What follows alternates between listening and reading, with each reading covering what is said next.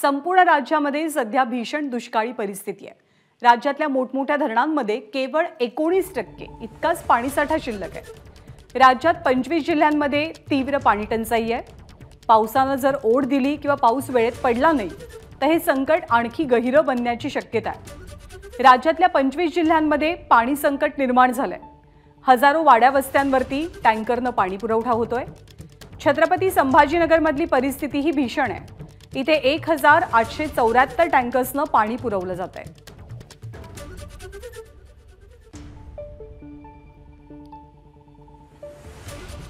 तर राज्यातल्या धरणांमधली परिस्थिती चिंताजनक असून गुरुवारच्या आकडेवारीनुसार केवळ 22.43% इतकाच पाणीसाठा सध्या राज्यात आहे।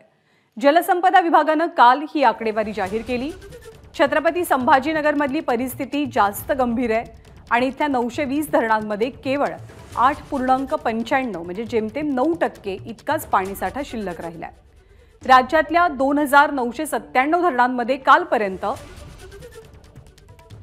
9082.52 दशलक्ष घनमीटर इतका उपयुक्त पाणीसाठा शिल्लक होता, तर पुण्यातल्या धरणांमध्ये केवळ 16.7% इतकाच पाणीसाठा शिल्लक राहिलाय।